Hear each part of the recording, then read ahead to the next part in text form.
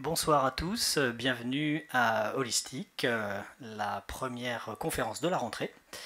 Et ça l'arsène un peu, Cyril, si tu peux essayer de baisser. Merci. Alors, bienvenue à Arcopole. C'est Arcopole qui est partenaire en fait de l'association Holistique. Et Arcopole, c'est quoi? C'est du coworking, de la domiciliation et de l'événementiel. Vous avez un espace de réception qui est celui-ci, qui fait 130 mètres carrés, donc qui peut accueillir des conférences, des concerts. 21 places de parking, 3 salles de réunion, des bureaux en coworking et des bureaux fermés. Et une petite vidéo pour vous montrer tout ça en images.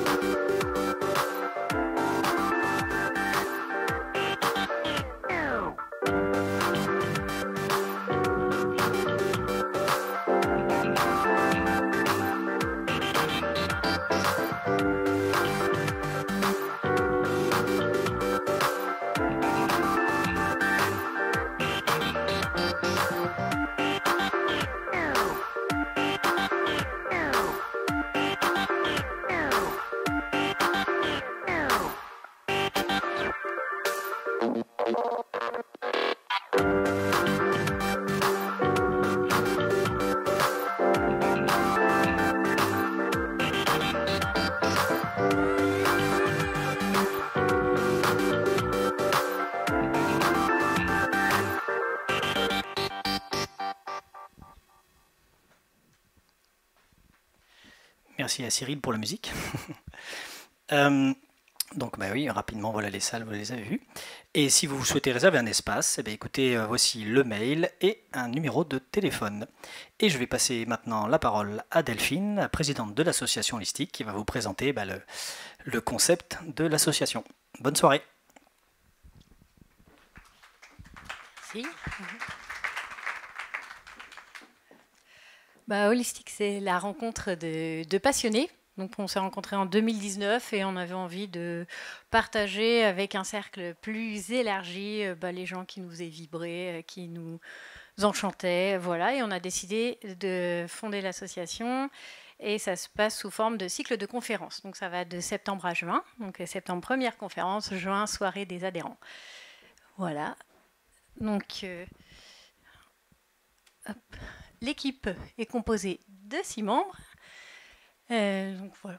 Donc vous avez Sylvain, que vous avez vu, qui est énergéticien. Donc lui, il harmonise autant les humains que les animaux ou les habitats.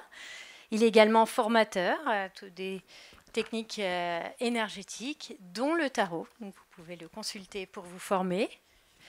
Elle comprend également Cyril, en bas à droite, qui est au son. Donc lui, il vous accueille dans son espace de sonothérapie, en immersion en musique 3D. Donc vous serez baigné dans des musiques enrichies de fréquences sacrées, d'ondes cérébrales et thérapeutiques, et qui vous guideront dans votre voyage intérieur. Voilà. Dans l'équipe, vous rencontrez également Marianne, voilà, derrière moi. Donc elle a beaucoup évolué dans le monde des arts martiaux, donc elle est une fervente pratiquante, et elle vous accompagne autant dans votre préparation physique que mentale, à l'aide de régression, de respiration thérapeutique et d'expansion de conscience. Elle intervient autant dans la sphère privée qu'en entreprise, dans la sphère privée et entreprise, et vous pouvez la trouver également dans le studio qui se trouve là-bas. Dans l'équipe, l'année dernière, Franck nous a rejoint, qui lui est coiffeur énergéticien. Donc bien sûr, il vous coupe les cheveux, il vous fait des brushings, un massage divin, mais surtout, il vous aide à la libération émotionnelle avec sa technique énergétique de coupe de cheveux baptisée la trichothérapie. Voilà. Et également, j'ai Anne, qui nous a rejoint cette année. Donc bienvenue, donc c'est un grand plaisir. Ça fait 10 ans qu'on se connaît avec Anne. Elle est naturopathe, coach. Elle pratique la médecine fractale et la médecine fréquentielle depuis de nombreuses années. Voilà, elle a son cabinet à Saint-Pierre-des-Corps. Et également, nous partageons le cabinet qui se trouve juste ici. Voilà, et moi-même qui suis naturopathe. Je suis spécialisée dans le profilage alimentaire. Ma passion, c'est l'alimentation et la thérapie fréquentielle. Voilà, vous savez un peu tout de nous. Donc, ce soir, nous accueillons Vincent pour « Soyez l'héroïne et le héros de votre vie ». En octobre, j'ai un trou sur la date, 19 octobre, voilà, nous accueillerons Gérard Belot, qui est psychothérapeute pour les virus de pensée. Nous accueillerons Joséphine Moisson, qui nous présentera sa marque de cosmétiques naturels, hygiène et soins, le 23 novembre. Et le 14 décembre, on part en voyage intergalactique avec Stéphane Maillard pour Star Wars et la spiritualité. Voilà. Voilà pour le programme fin 2023. Il y aura des surprises après. Donc, 25 janvier, médecine fractale et quantique par Anne. Le 22 février, les doulas.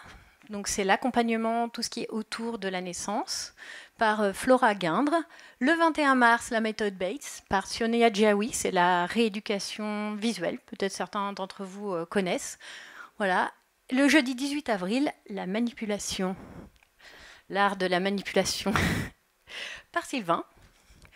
Voilà. Vous pouvez nous rejoindre en devenant membre, voilà, c'est 15 € à l'année et vous êtes les bienvenus également à la soirée adhérents, voilà.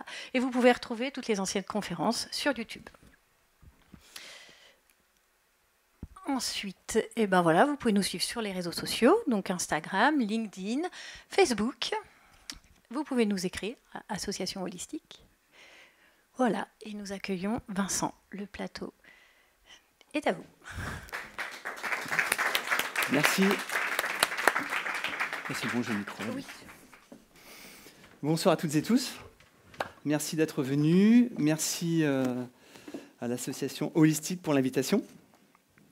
Vous allez bien? Plein d'énergie? Oui. Ouais. Donc le but, voilà, ça va être de se mettre en énergie. Donc voilà, la conférence va durer à peu près 1 heure. Après, il y aura une session questions-réponses. Donc n'hésitez pas à prendre des notes et à noter s'il y a des choses qui vous voulez que l'on revienne après. OK? Imaginez, c'est dimanche matin, et comme tous les dimanches matins, vous vous apprêtez à préparer une tarte aux pommes. Votre tarte aux pommes. Vous prenez votre joli plat à tarte, vous déroulez la pâte, vous étalez la compote de pommes sur toute la surface. Vous prenez 3 belles pommes, les lavez, les coupez, et les répartissez en jolis mandalas sur toute la compote de pommes. Et puis vous mettez au four à 180 degrés. 45 minutes plus tard, vous retirez la tarte aux pommes du four, vous laissez refroidir, et vous vous servez une part. Mais cette fois-ci, vous n'avez pas envie de manger cette même tarte aux pommes. Vous êtes lassé de ce même goût, lassé de cette même recette. Et vous vous rendez compte que vous la faites en mode automatique. Toujours le dimanche matin. Toujours les mêmes ingrédients. Toujours le même processus. Et à vrai dire, cela ne vous contente plus. Que faire alors? Vous dire que vous n'allez plus manger de tarte aux pommes de toute votre vie et peut-être faire cette tête-là? Ou bien vous dire, je vais peut-être modifier cette tarte aux pommes, faire des petites modifications, peut-être rajouter un petit peu de cannelle, pour retrouver de l'énergie et retrouver de la saveur à manger cette tarte aux pommes. Et vous allez retrouver de la motivation, vous allez retrouver de la confiance en vous, parce que ça va changer des habitudes. Eh bien, notre vie, votre vie, c'est comme une tarte aux pommes. Si vous en avez marre, vous pouvez changer de recette. Nous avons toutes et tous des bonnes raisons d'être comme nous sommes. Et nous sommes tous différents, et c'est très important de cultiver cette différence. On n'est pas là pour ressembler à tout le monde. C'est la diversité des instruments dans un orchestre philharmonique qui va faire la beauté du résultat. Donc vous êtes unique, vous êtes important, et c'est important de vivre justement cette unicité. Par rapport à qui nous sommes, nous allons faire des choses. Et comme on est tous différents, eh bien c'est normal de faire des choses différentes. Et par rapport à ce que nous allons faire, nous allons avoir un résultat.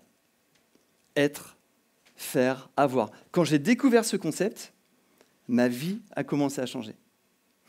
Einstein disait, c'est de la folie de penser que notre vie va changer si on n'amène rien de nouveau dans notre vie. C'est-à-dire que si on fait toujours la même chose, eh bien on aura toujours les mêmes résultats. Exactement. Et on va pouvoir tortiller le truc dans tous les sens. Il n'y a rien qui va bouger. Est-ce que ça vous viendra l'idée de vous dire, OK, j'en ai vraiment marre de manger de la tarte aux pommes. Non, mais vraiment. Mais bon, je vais aller acheter des pommes. Je vais faire exactement la même recette. Et je vais espérer qu'un jour, il en sorte une magnifique tarte à la fraise. C'est possible, ça, ou pas? Ça va être compliqué. Et pourquoi notre vie, elle changerait? Est-ce qu'on va s'attendre de temps en temps que notre vie, elle change, alors que nous, on a toujours le même processus?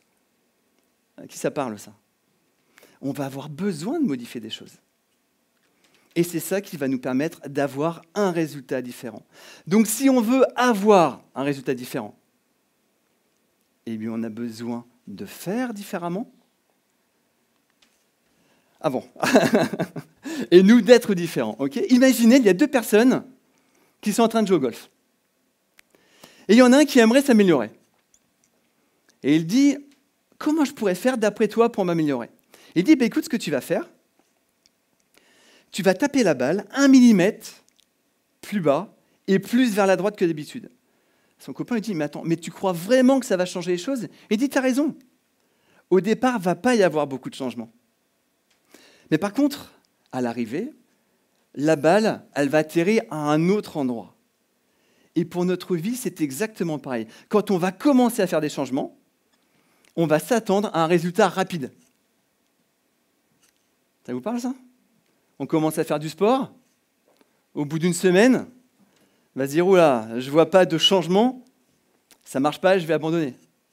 On envoie un mail, directement on appelle la personne pour savoir si elle l'a bien reçu. Prenons le temps de faire les choses. Le changement, il va arriver, c'est obligé. Si vous modifiez des choses, le changement, il va arriver. Mais peut-être pas forcément tout de suite. Il y a deux personnes qui sont dans le bush australien et ils veulent nourrir le bétail. Ils ont une pompe à bras, donc ils commencent à pomper comme ça. Et puis au bout de 3 minutes, il n'y a rien qui arrive. Le gars dit, c'est bon, j'en ai marre, il lâche tout. Et il y a son pote qui dit, mais arrête, l'eau était en train de monter. Maintenant que tu as tout arrêté, l'eau est complètement redescendue, et il va falloir que tu recommences. Et pour nous, c'est exactement pareil. Vous allez commencer à modifier des choses, et puis peut-être que vous allez abandonner, ou avoir moins de motivation, parce que les résultats espérés n'arrivent pas tout de suite. Et pour ça, il y a un secret, c'est de décaler la satisfaction. Ce que vous faites maintenant, les efforts que vous faites maintenant, eh bien forcément, vous allez avoir des résultats. C'est obligé. Si vous persévérez, on va avoir besoin de persévérer tout le temps. C'est une des clés de la réussite, la persévérance. Et dans ce monde où tout va vite, eh bien, généralement, on va abandonner. Les gens qui réussissent, ils font une chose. Ils n'abandonnent jamais. Ils ont un pourquoi puissant. Ils ont un objectif. Et malgré les bas, ils vont toujours continuer. Quand on voit une réussite, la réussite, elle n'est pas arrivée comme ça du jour au lendemain. Peut-être que les médias veulent nous faire croire ça. Mais ça ne marche pas comme ça. Il y a beaucoup de travail. Il y a beaucoup d'échecs. Il y a beaucoup de désillusions. Mais par contre, il n'y a jamais d'abandon. Donc si on veut avoir un résultat différent, on a besoin de faire différemment et nous, d'être différents. On a réellement besoin d'être différents. Et ce concept permet quoi? Ça permet de se responsabiliser. Je fais des interventions dans des collèges et je demande souvent aux ados, pour vous, c'est quoi se responsabiliser? Et c'est très rare quand j'ai la bonne réponse. Généralement, ils vont dire, c'est être autonome. On peut être autonome et ne pas être responsable. Vous êtes d'accord avec ça? Se responsabiliser, c'est assumer les conséquences de ses actes. Et je vous invite à prendre votre responsabilité personnelle pour tout ce qui vous arrive. Pour tout ce qui vous arrive. Et là, va commencer à y avoir des modifications. Sandrine vient me voir au cabinet. Sandrine, elle vient me voir, elle a des problèmes de couple avec son mari. Je l'écoute pendant 20 minutes, elle me dit que son mari, voilà, il est rarement là, quand il est là, il fait la gueule, il n'est pas très bienveillant. Ok. Je dis d'accord, Sandrine, est-ce que toi, tu es prête à modifier les choses? Elle me dit, t'as pas compris, Vincent. C'est pas moi le problème, c'est lui le problème. Je dis, ouais, ok, Sandrine, j'entends, mais est-ce que ton mari va changer? Elle dit, ah ben non. Non, il ne change pas, ou il va changer, mais ça semble pire. Je dis, d'accord, donc ton mari ne va pas changer? Non, il ne va pas changer, ok. Et toi, tu veux changer? Non, moi, je ne vais pas changer. Je ne vais pas faire le job pour lui. Ok, mais qu'est-ce qui va se passer selon vous? Si personne ne veut bouger, bah, il ne va pas y avoir de changement. Et on va toujours rester avec les mêmes situations. Et on va attendre que ce soit les autres qui changent. Et se responsabiliser, ce n'est pas se culpabiliser, ça n'a rien à voir. C'est juste se dire, à partir de maintenant, qu'est-ce que je vais mettre en place pour modifier des choses dans ma vie? Et je vous invite vraiment à vous poser cette question tous les matins. À partir de maintenant, qu'est-ce que je vais mettre en place pour modifier des choses dans ma vie? En toute douceur, en toute bienveillance. Et vous allez faire petit pas par petit pas. Il y a un ami l'autre fois qui me dit, dans mon bureau, un chef d'entreprise qui est à la retraite, il me dit, dans mon bureau, j'avais un petit panneau, je veux m'améliorer de 1% par an. Et des personnes lui disaient, bah, t'es pas très ambitieux, toi. Enfin, 1% par an, franchement, c'est pas grand-chose. Ah, mais sur 20 ans, 20% de changement. Vous vous rendez compte du changement? C'est juste énorme, en fait. Mais si on se dit, attends, j'aimerais changer de 20% tout de suite, eh bien, c'est sûr, on va se démotiver et on va finir d'avancer. Parce que faire les choses quand on est motivé, c'est très facile. Par contre, continuer à faire les choses alors qu'on n'a plus la motivation, eh bien, c'est autre chose. Et c'est là où on a besoin de persévérer. C'est là où on a besoin de toujours faire les bonnes choses. Suffisamment longtemps, avec régularité. Et pour ça, vous avez besoin d'avoir un pourquoi puissant, de pourquoi vous faites les choses. Qu'est-ce qui vous anime dans la vie? Quels sont vos objectifs? Et vous allez voir que niveau motivation, ça va tout changer. Moi, je me lève tôt, je me lève entre 4h30 et 5h30. Je fais du sport le matin, je vais méditer, j'ai mis une routine en place. Mais je suis super motivé pour me lever. Parce que je sais pourquoi je me lève, c'est pas juste... Non, c'est pour avoir de l'énergie. Moi, mon job, c'est de donner de l'énergie. Donc, j'ai besoin de me remplir d'énergie pour pouvoir en redonner. Donc, je me lève, je ne me pose même pas la question. Donc, demandez-vous, qu'est-ce qui vous anime dans la vie? Qu'est-ce que vous voulez vous créer dans la vie? Qu'est-ce que vous voulez voir arriver dans la vie? Et après, vous passez à l'action. Moi, je ne vous ai pas raconté ma tarte aux pommes quand j'étais ado. Et j'ai eu une enfance heureuse, ok? Je me sentais plutôt bien. Je ne sais pas si vous avez vu, mais j'avais une chemise assortie au double rideau. Mais malgré ce bon environnement, j'étais pas super bien dans ma peau. D'accord, j'étais pas très bon à l'école. J'ai redoublé ma 5e avec une deuxième 5e moins bonne que la première. Moi, j'ai littéralement pris ça comme une punition. Mais vraiment, ok, me faire doubler, c'est que je suis nul. Donc du coup, je vais en faire encore moins qu'avant. Déjà que c'était... Bon, voilà. Et j'avais une particularité, je bégayais. J'étais hyper émotif, j'avais souvent mal au ventre, je bégayais. Et moi, je me suis dit, ok, bon, ma vie, ça va pas forcément être top. Et j'aurais pu rester là-dessus. Me dire, c'est comme ça, c'est la vie, j'ai pas de chance. Voilà. Eh bien, je vais subir, entre guillemets. Et en 1996, je suis parti en Australie. Et là-bas, j'ai rencontré mon oncle. Je ne savais pas ce qu'il faisait, à part qu'il ait remonté le moral aux gens. Je me suis dit, c'est pas mal comme job. Et je suis parti avec Martine, ma copine de l'époque. On est ensemble depuis 29 ans. Donc là, on était en road house, en fait. On attendait le pass de bus. Et on a fait tout le tour de l'Australie. Et au retour, on a demandé à mon oncle, André, Dédé, je lui ai dit, mais comment tu fais pour être comme ça? Il avait énormément d'énergie, il avait toujours de l'énergie, il était toujours en train de se marrer. Et vraiment une pile, il avait 68 ans à l'époque. Je lui ai dit, mais c'est quoi ton truc? Et il nous a dit une phrase qui, moi, m'a impacté au plus haut point. Il nous a dit, vous savez, à chaque seconde qui passe, vous pouvez changer le cours de votre vie. Mais ça ne va jamais arriver tout seul. Et je lui dis, mais moi, je veux changer des choses dans ma vie. Je veux modifier des choses. Et du coup, j'ai commencé à travailler sur moi. J'ai commencé à me voir différemment, à voir plus mes qualités que mes défauts. Et j'ai commencé à modifier. J'ai commencé à modifier l'image que j'avais de moi-même envers moi-même. Et du coup, j'ai commencé à vivre des situations différentes. C'est ça qui est important. Si vous voyez à 2 sur 10, les autres vont vous voir à 2 sur 10. Okay? Et on va dire, non mais attends, lui il trouve que je suis nul par exemple. Mais c'est juste en fait un effet miroir par rapport à nous-mêmes. Si vous voulez que les autres soient patients avec vous-même, eh bien vous soyez patient avec vous-même. Ce n'est pas aux autres de faire le job. Les autres ne feront jamais le job pour vous, c'est juste impossible. Enfin, vous pouvez miser dessus. Hein. Moi perso, je ne mise pas dessus. Parce qu'on ne va pas contrôler les autres, jamais. Et comme nous, le but, c'est de ne pas se laisser contrôler. D'accord? Et d'ailleurs, tout ce que je vous dis ce soir, ne me croyez pas sur parole. Gardez votre libre arbitre, expérimentez. Mettez des choses en place, directement après cette conférence.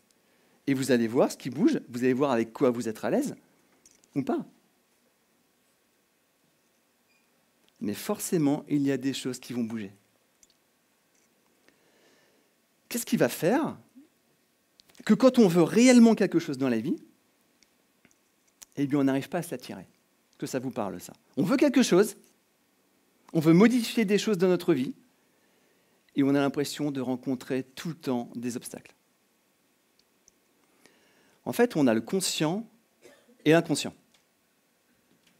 Le conscient, c'est 10% de nos capacités. L'inconscient, c'est 90% de nos capacités. Le conscient, c'est le vouloir, c'est la volonté. Je veux. Je veux être plus heureux. Je veux me sentir mieux. Je veux avoir de meilleures relations. Je veux plein de choses. Okay? Mais le je veux, ce n'est pas ce qui est le plus important.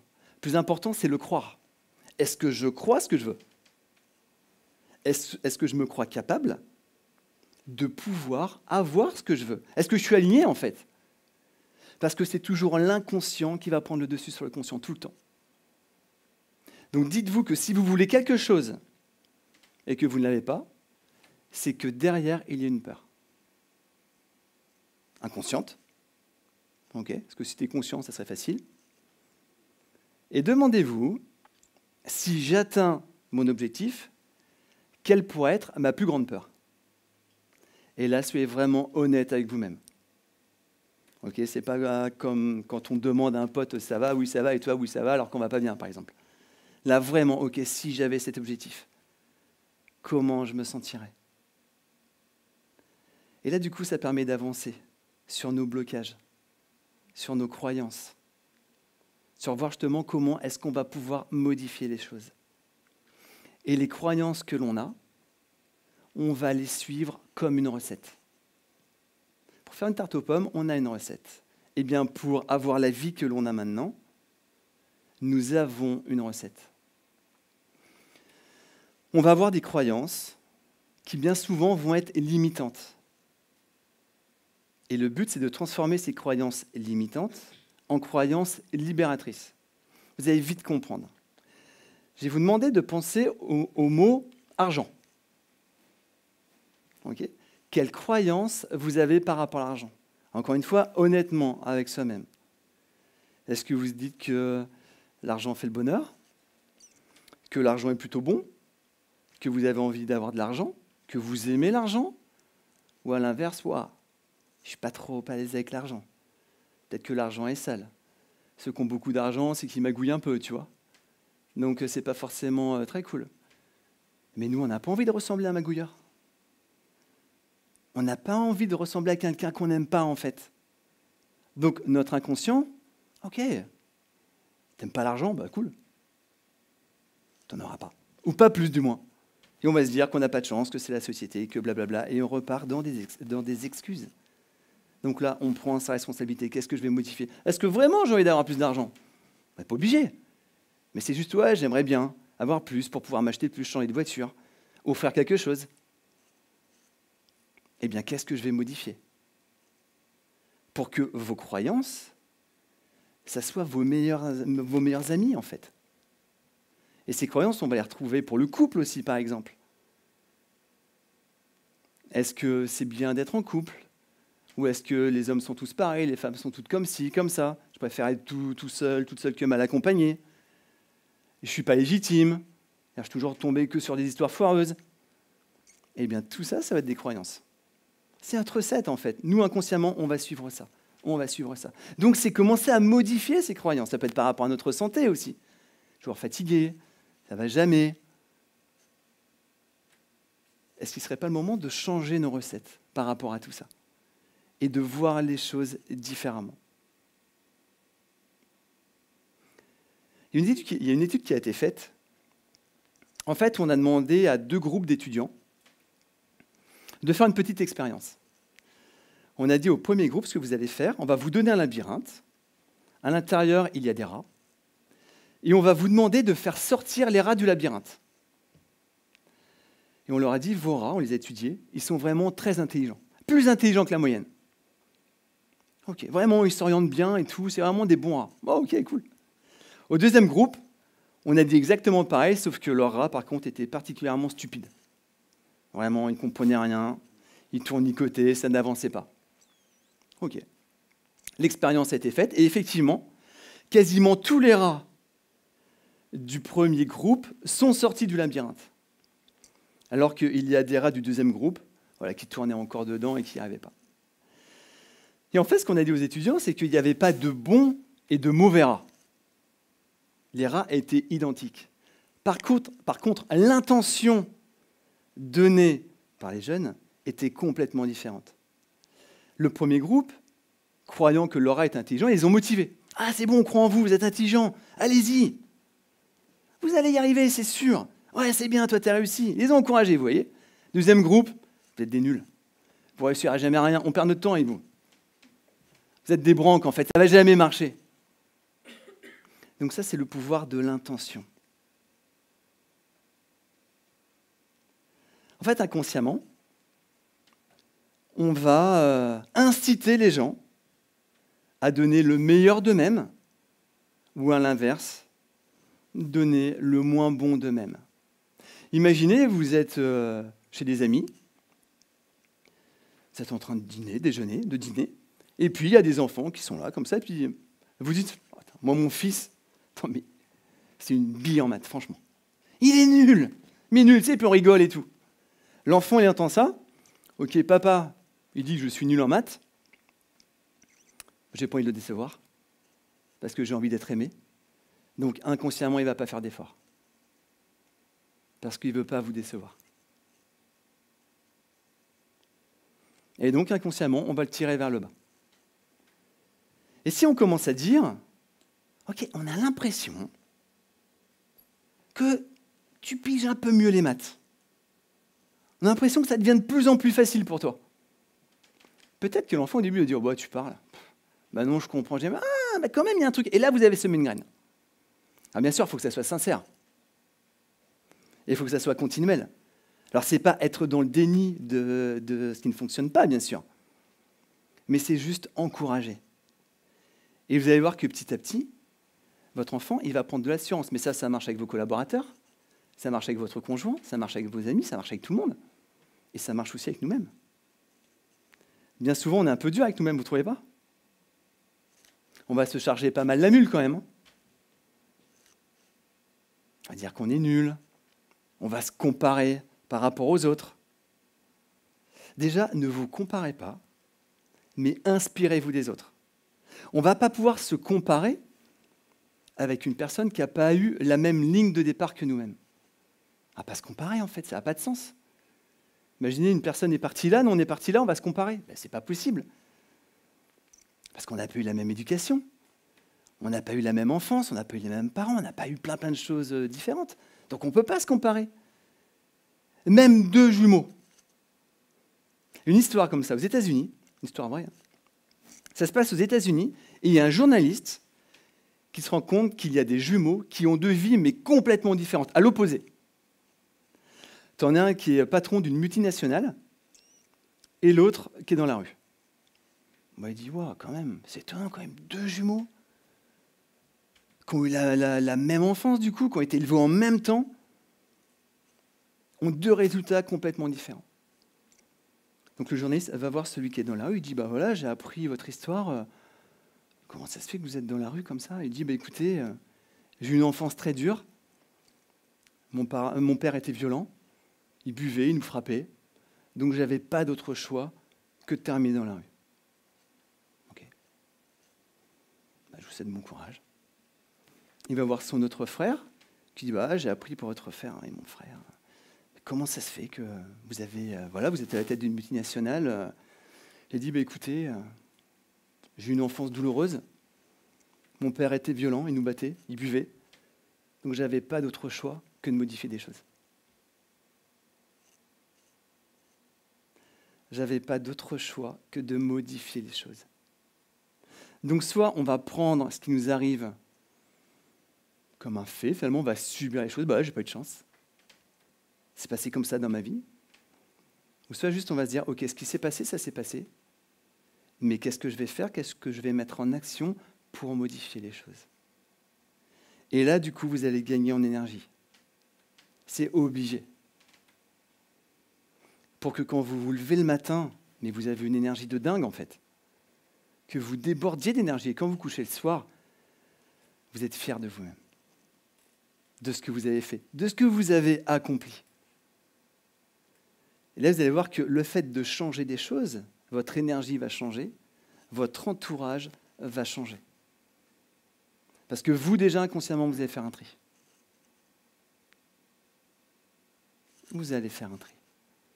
Et là, vous êtes maître de votre vie. Ce n'est pas les autres qui contrôlent votre vie. Ne donnez votre pouvoir à personne. Ok ? Ne donnez votre pouvoir à personne. C'est vous qui gérez votre embarcation.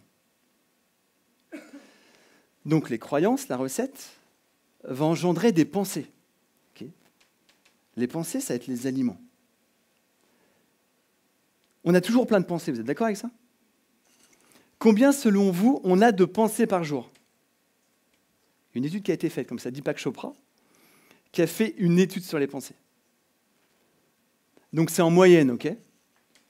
En moyenne, on a à peu près 60 000 pensées par jour. Ça fait pas mal quand même. Et on a le citron qui en surchauffe. Hein. Ça n'arrête pas. Sur ces 60 000 pensées, selon vous, on a combien de pensées positives? À peu près 12 000 pensées positives. Donc c'est-à-dire qu'on a 40 000 pensées négatives. Et comme on est toujours en train de penser, on est toujours en train de se créer un scénario tout le temps. Est-ce que ce scénario va tourner à notre avantage ou pas? C'est ça qui est important à se poser comme question. Donc la première chose à faire, c'est de prendre conscience de nos pensées. Et pour ça, il y a un truc très simple, vous vous demandez comment je me sens. Je me sens stressé, c'est que forcément, j'ai des pensées qui me stressent. Je me sens bien, c'est que forcément, vous pensez à des trucs qui vont faire que vous vous sentez bien. Vous avez des pommes, vous n'allez pas faire une tarte à la fraise, ok. Vous avez des pensées de stress, vous n'allez pas être heureux, c'est pas possible. Les pensées, elles ne peuvent pas tricher. Donc là, on commence à modifier ces pensées pour s'attendre à un nouveau résultat, justement. Donc les croyances génèrent les pensées, d'accord ? Et les pensées génèrent les émotions. C'est pour ça que chaque pensée que l'on a va se transformer en émotion. On a une énergie électromagnétique dans le corps. Électrique parce que le cerveau peut alimenter une ampoule de 20 watts. est magnétique parce que nous allons en fait émaner une énergie. C'est pour ça que quand on rentre dans une salle, on ne connaît personne, on va être attiré par des gens, et d'autres personnes, on ne va pas aller les voir. Elles sont sûrement très sympas, mais je ne sais pas, on n'est pas attiré. Parce qu'on va dégager quelque chose. Donc les émotions sont hyper importantes. Mais forcément, nos émotions... Alors déjà, il n'y a pas de mauvaises émotions. Il n'y a que des émotions agréables et désagréables. D'accord ? Parce que la peur, si on ne sait pas nager, avoir peur de l'eau, c'est plutôt pas mal. Vous êtes d'accord avec ça ? C'est plutôt pas mal. Donc par rapport à nos émotions, on va avoir deux scénarios complètement différents. Soit c'est le scénario catastrophe. Ok, tout va mal. Je ne me sens pas bien, je suis sur la défensive. J'attends. Je pense que tout le monde m'en veut. Je n'ai pas de chance. Les autres sont meilleurs que moi. Ou bien, est-ce qu'on y va ? On croit en la vie, on croit en soi. On se dit qu'on va les atteindre, nos objectifs. Et on y va, et on avance. Et on est content de soi. Ça, vous êtes bien d'accord que c'est un choix que l'on va faire. C'est nous qui allons penser tout le temps. C'est nous qui allons penser. Personne ne nous oblige à penser, personne ne nous oblige à avoir un scénario catastrophe. Alors ça peut être par rapport à notre éducation, par rapport à plein de choses. Mais est-ce qu'il n'est pas le temps de modifier ça justement ? Dire ok, je vais être un peu moins négatif peut-être, un peu moins pessimiste. Et je vais voir ce que ça va donner, expérimenter. J'entends des gens qui disent « Attends, je suis fatigué ». Vous connaissez des gens fatigués ? Plein de gens, même nous des fois, on est fatigué, on se dit « Ouais, j'ai rien fait, je suis claqué. » C'est encore, je sais pas, on a fait du sport, machin. Parce que nos pensées prennent énormément d'énergie. Les pensées négatives vont nous plomber, mais à bloc. Et on va se laisser enfermer dans ces pensées. Donc on modifie ces pensées. Donc les croyances génèrent les pensées les émotions, et par rapport à nos émotions, nous allons faire des choix. Tout le temps. On va faire des choix et des non-choix d'ailleurs. Tiens, j'aimerais commencer à modifier des choses, je ne le fais pas, je fais un choix. J'aimerais apprendre une nouvelle langue, je ne le fais pas, je ne vais pas apprendre. Et puis peut-être qu'après, je vais le regretter. Ou je vais m'en vouloir, ou je vais me dire, du coup, je vais partir à l'étranger, je ne parle pas anglais, machin, et on ne va pas se sentir bien. Et donc, par rapport à tout ça, on va avoir un résultat de vie, un résultat de tarte aux pommes. Comment est-ce qu'elle est, notre tarte aux pommes ? Elle est bien, c'est cool, on se délecte tous les jours, ou bien elle est moitié cramée ou carrément cramée. On ne se juge pas, on n'est pas là pour se juger. On n'est pas là pour se juger, juste pour prendre conscience de choses et se dire, tiens, qu'est-ce que je fais de ma vie ? Je vais modifier des choses ou pas ? Parce que vous prenez 100% de votre responsabilité personnelle pour tout ce qui vous arrive. Et là, il y a des choses qui changent. Pour les pensées, je vais vous inviter à vous maintenir au-dessus de la ligne par rapport à votre système de pensée. Quand on est sous la ligne, on va être dans le déni, les excuses et les reproches. C'est pas de ma faute. C'est la faute de la société. Non, mais ça va bien se passer, t'inquiète. Alors qu'on sait qu'en fait, si on ne passe pas à l'action, on risque d'avoir des problèmes. Mais on ne le fait pas. Ou bien on va être dans les reproches. C'est ta faute, de toute manière. Si j'y arrive pas, c'est de ta faute. Quand on est au-dessus de la ligne, on prend notre responsabilité, on s'engage et on passe à l'action. Quand on est sous la ligne, on focalise, vous savez sur quoi ? Sur les problèmes. Reproches, excuses, déni, les problèmes. On focalise sur les problèmes. Sur ce quoi vous focalisez, eh bien, vous allez l'amplifier. Et ça, on le voit avec les douleurs, par exemple, on a une douleur quelque part, plus tu y penses, plus tu as mal. Vous êtes d'accord avec ça ? Que si on commence à changer notre intention, eh bien, du coup, ça va commencer à être différent. Donc, soyez au maximum au-dessus de la ligne. Tout le temps, par rapport à votre système de pensée. Solutions. Cherchez des solutions. Tout le temps. Des solutions.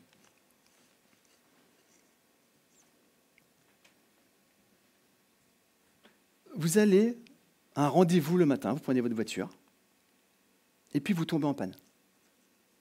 Il est 7 heures, vous avez de la route, et vous avez une réunion à 8 heures.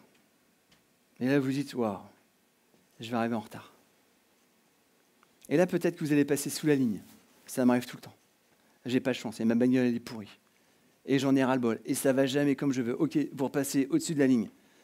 Bon, l'assistance. Je vais appeler l'assistance. On va bien voir.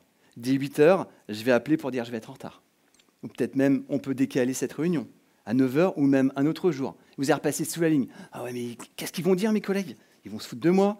Blabla, repasser au-dessus. Ok, c'est bon, je vais trouver des solutions. Mais ça, ce discours intérieur, c'est le dompter tout le temps. Tout le temps, parce que tout le temps, ça va revenir, et bien souvent sous la ligne. Parce que le monde, je ne sais pas si vous avez remarqué, il est un peu négatif quand même. Ça a remarqué? Il y a une étude qui a été faite aux États-Unis, il y a beaucoup d'études aux États-Unis, où une chaîne qui était payante, une chaîne d'infos payante, ils ont mis que des infos positives. En un mois, ils ont perdu énormément d'abonnés. Je leur ai dit, pourquoi en fait vous êtes désabonnés? Vous savez ce qu'ont répondu les gens? Il ne se passe plus rien. Parce que le négatif a plus de poids en fait. Enfin, je ne sais pas si... c'est un magazine que j'ai jamais lu, mais quand vous passez devant des buralistes ou quoi, vous savez, il y a la une de détective. Putain, mais le truc de fou, ce magazine, mais comment on peut lire ça? C'est des trucs horribles. Ouais, tu te rends compte? Alors si tu lis ça le soir avant de te coucher, les cauchemars, tu arrives le matin, tu vas pas bien et tout, enfin le truc de dingue quand même. Non, elle peut se diriger vers du positif. Donc vous êtes au-dessus de la ligne. Vous êtes en vacances, devant un paysage idyllique. Vous venez de sortir de l'eau, là. Vous sortez de l'eau. Il fait doux, toi, l'eau est à 30 degrés. Tu sors, tu t'allonges sous le palmier. Tu te sens vraiment bien, tu vois. Vraiment, t'es bien, t'es bien. Et là, tu as une pensée qui arrive. Je reprends le boulot lundi. Qui s'est arrivé ça déjà? Tu te rends compte que tu es toujours dans le même cadre. Par contre, ton cerveau, tes pensées, c'est les bottes de 7 lieues de ton esprit. Okay, tu fais 5000 bornes en 1 seconde. Et là, tu te retrouves au bureau en train de traiter tes mails. Et en train de te dire, mais attends, mais c'est quoi cette galère, tous les mails que j'ai? Et ça va te pourrir à la fin de tes vacances. Refocalisez-vous sur l'instant présent. Ok, bien sûr que nos pensées vont partir comme ça. Bien dire, ok, là je suis toujours en vacances, c'est cool. J'ai tout géré. Bien sûr, on n'est pas dans le déni. Hein. Si on doit faire quelque chose, on le fait, bien évidemment. Pas dire, non mais c'est bon, ça va aller. Si on s'est engagé, on tient notre engagement, bien évidemment. Mais là, on revient à l'instant présent. Et on tente de se baigner, ok? Et on se dit, ok, je vais m'inquiéter. Quand ça sera le moment de m'inquiéter? Quand je serai devant mes mails. Et vous allez voir que bien souvent, si vous êtes déjà arrivé, on se fait une montagne de quelque chose. Et quand on vit le truc, on se dit, je me suis vraiment inquiété pour rien. J'ai pas dormi, alors que franchement, c'était easy finalement. Donc c'est nos pensées qui vont nous jouer des tours tout le temps. Ça vous parle ça? Vous est arrivé ça déjà, le coup des vacances? Moi j'ai un client, il prend une semaine, à partir du mercredi, il n'est plus en vacances. Ça lui bousille la moitié de ses vacances. Mais ça, c'est un choix qu'il fait. Tu peux très bien te dire que non, je vais continuer à partir en vacances. Quand vous partez en week-end, moi je pars en week-end, je fais du surf, et des fois tu reviens, il y a des bouchons. Ça arrive. Et là, pareil, on a 2 façons si tu es sous la ligne. J'en ai marre, il y a des bouchons, ça va jamais comme je veux. Et puis ils font quoi, l'autoroute? Ils sont en travaux, machin, tout truc, et tu pars, toi, dans des machins, tu t'énerves. Ok, tu repasses au-dessus de la ligne. Ok, j'ai passé un super week-end. Si je n'avais pas voulu de bouchon, je serais parti à 8h ce matin, j'aurais été tranquille. Mais je voulais profiter. Donc, je me responsabilise. Et puis, j'ai la chance d'avoir une voiture. Il y a tellement de personnes qui aimeraient être dans des bouchons et qui n'y sont pas, parce qu'ils n'ont pas forcément les moyens de s'acheter une bagnole. Et là, vous êtes au-dessus de la ligne. Vous voyez ce qui fonctionne. Vous êtes zen. Okay. Vous revenez dans l'instant présent.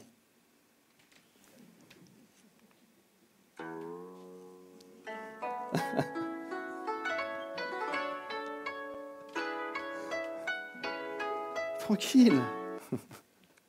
Vous remettez vos pensées dans l'instant présent. Je vous invite vraiment à le faire, franchement. D'ailleurs, il y a un super livre, vous le connaissez certainement, de Eckhart Tolle, Le pouvoir de l'instant présent. Et il dit dans ce livre, il y a 90% de notre souffrance qui est inutile. 90%. Avec nos pensées, des choses, des scénarios ou catastrophes, mais qui ne vont jamais arriver en fait. Ça ne va jamais arriver. Mais votre cerveau, lui, il ne fait aucune différence entre quelque chose que vous êtes en train de vivre maintenant et une pensée. Vous pensez au lundi, quand vous serez au job, bah pour votre cerveau, vous êtes au job. Et lui, il vous balance du stress. Hein. C'est comme ça. Okay, la pensée, ça vous emmène 10 ans en arrière, 5 ans dans le futur, mais comme ça. Est-ce que ça a un sens, du coup? Ça n'a pas de sens. On a vu que Sandrine, tout à l'heure, elle voulait que son mari change, mais elle ne voulait pas changer. N'attendez pas que les autres changent pour vous. Jamais. Ne faites pas en sorte que les autres changent. Vous faites le job pour vous-même. Si les gens changent, c'est bien, c'est la cerise sur le gâteau. Mais vraiment, ne vous attendez pas à ça. Je reçois au cabinet Léo, et Léo, il est chef d'entreprise, il est avec un associé, il a 35 ans. Et il me dit qu'avec son associé est en train de moins s'investir dans la boîte, et du coup, il ne se sent pas très bien. Et lui, c'est en train de le bouffer. Il commence à ne plus pouvoir dormir et tout, ça commence à être compliqué. Il pense même, du coup, à lâcher la boîte. Je dis, mais elle te plaît toujours la boîte? Ouais, vraiment, il prend du plaisir. Et je dis, bah, écoute, mais parle à ton associé. Dis-lui ce que tu ressens. Il n'y a que comme ça que tu vas changer les choses. Il ne va pas changer, c'est sûr. Il est comme ça, il a ses bonnes raisons pour lui, qui ne sont sûrement pas des bonnes raisons, mais il a ses raisons. Et c'est ce qu'il a fait. Mais il lui a dit son ressenti. Il ne lui a pas dit, t'es comme ci ou comme ça. Il a dit, ok, je ne me sens pas bien. J'ai l'impression que tu es en train de lâcher la boîte. Qu'est-ce qui se passe? Et là, son associé lui a dit des choses. Ils ont pu se comprendre. Et du coup, ils sont repartis avec encore plus d'énergie qu'avant. On ne fait pas de suppositions, un des 4 accords Toltec. Ne fais pas de suppositions. Et bien souvent, on va en faire.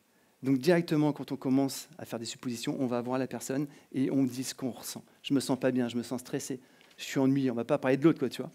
On ne va pas dire tuer comme ci, comme ça. Le tue. On va parler de soi. Et quand on parle de soi, on peut tout dire, finalement. Vous êtes d'accord avec ça? On peut dire, mais tu dis, ouais, je me sens stressé, plutôt que tu me stresses, c'est pas pareil. Et le retour en face sera complètement différent. Et là, ça permet de modifier justement les situations. Il y aura toujours des circonstances extérieures dans la vie, tout le temps. Qu'on le veuille ou pas, c'est comme ça. Et d'ailleurs, je vous invite à ne pas juger une situation positive ou négative. Juste se dire, j'avais pas prévu que ça se passe comme ça. J'avais pas prévu que ça se passe comme ça. J'avais pas prévu que ça mette plus de temps. J'avais pas prévu que ça me coûte plus d'argent. J'avais pas prévu que ça me coûte plus d'énergie. C'est comme ça. Mais après, qu'est-ce qu'on va faire? Vous êtes le matin. C'est samedi matin, ok? Vous dites, ok, super, je vais passer, je vais faire du sport, je vais faire un pique-nique, tu vois, ça va être cool.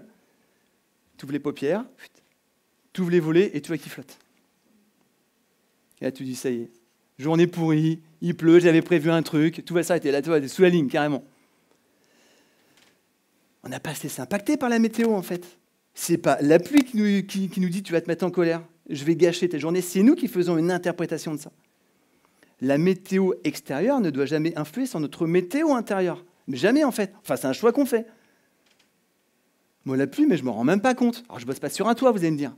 Mais justement, quand on n'est pas marin, quand on n'est pas alpiniste, quand on n'est pas artisan sur un toit, voilà. Moi, je n'écoute pas la météo, perso. Ça me servira à quoi? Ouais, je mouille un peu. Bon, bah voilà. Et puis après, tu as un parapluie. Et puis voilà, c'est pas non plus... Parce que quand on écoute la météo, souvent... Ils ne vont pas juste dire, en même temps, enfin, ça fait un bail que je ne l'ai pas écouté, mais quand je l'écoutais, ils ne vont pas juste dire, ok, ce week-end, il va pleuvoir, machin, bon week-end.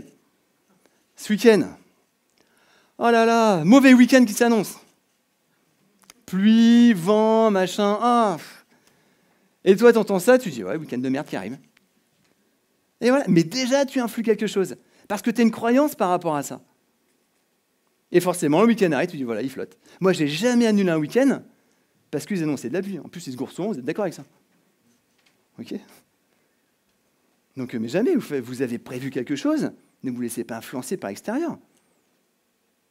Okay, sauf s'ils annoncent vraiment, je sais pas, une tornade ou un truc comme ça. Mais sinon, vous avez prévu quelque chose, mais même s'il pleut, vous ferez autre chose, vous ferez des jeux, vous allez visiter un musée, au cinéma, enfin, il y a plein de trucs à faire.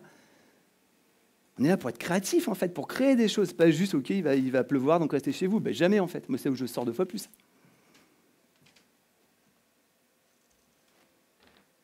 On a parlé tout à l'heure qu'il y avait quelque chose qui nous empêchait d'atteindre nos objectifs.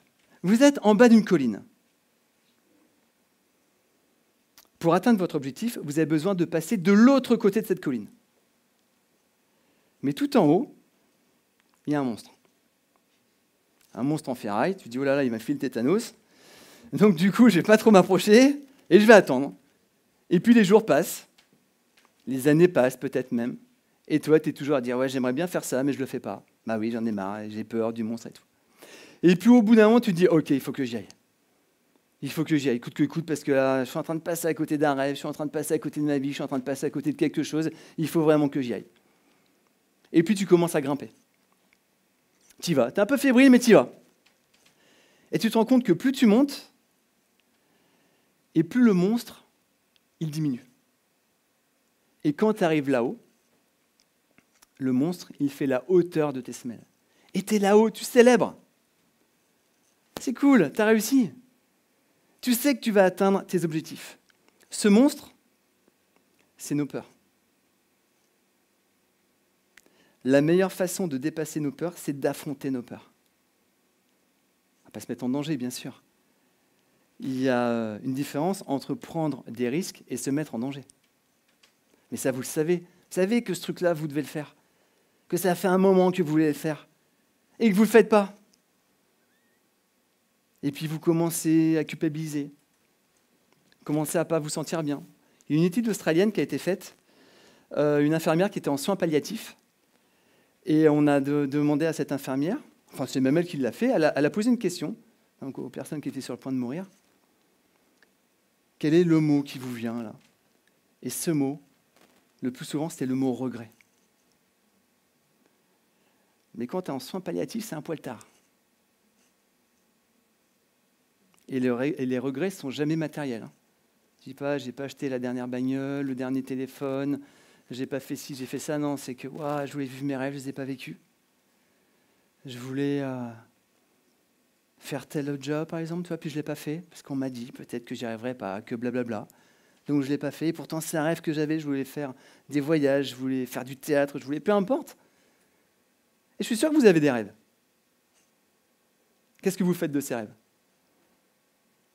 Vous les laissez sommeiller? Vous dites, ok, je vais commencer à les vivre. Et souvenez-vous, petit pas par petit pas, vous allez avancer. Mais vous allez être content de vous, parce que vous allez faire des choses.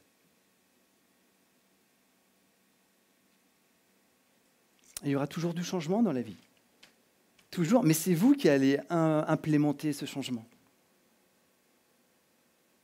Et je vous invite vraiment à ne pas avoir peur du changement. Adaptez-vous au changement. Vous avez les capacités en vous pour dépasser toutes les expériences qui vous arrivent.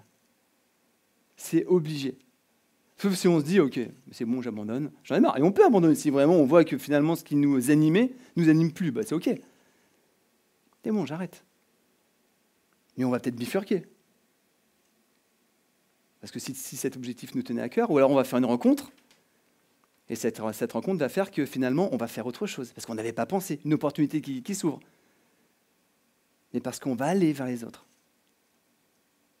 Le changement, il est inévitable. Il n'y a que dans le changement que l'on va apprendre des choses. La fameuse zone de confort, ça vous parle? Tout se passe en dehors de la zone de confort. Tout va se passer en dehors de la zone de confort. On a besoin d'agrandir sa zone de confort. Ok, je suis là, c'est confortable, mais je ne me sens pas bien. Mais par contre, je connais. Quand on est dans un endroit qui ne sent pas très bon, si ça sent la merde, au bout d'un moment, on ne la sent plus la merde. Hein. Mais elle est toujours là. Mais on s'y est habitué. Et l'être humain s'habitue à tout, même à la souffrance. Donc au bout d'un moment, c'est juste se dire, ok, est-ce que je vis là? Est-ce que ça a du sens pour moi? Est-ce que j'ai envie de vivre ça? Donc on s'adapte au changement, mais on ne subit pas le changement. On ne va pas le subir, ça n'a pas de sens. Comment on va arriver, selon vous, je sais pas, à ne pas se faire respecter, par exemple, que ça soit dans son job, dans son couple, si on vit des choses, au bout d'un moment, on n'est pas respecté. Comment on va arriver à se faire harceler? C'est pas parce qu'on est différent, toutes les personnes différentes ne se font pas harceler. C'est juste peut-être qu'on ne va pas répondre. Peut-être qu'on va se laisser faire. Parce que peut-être qu'on nous a dit qu'il fallait pas la ramener, qu'il fallait pas faire de bruit, il fallait pas plein de choses. Tu as des croyances. Tu vois, à l'école, mais les parents, ils font ça pour notre bien, peut-être. Qu'elle soit discret. Fais pas trop de bruit, fais pas de vagues. Et on est là pour faire des vagues, ok?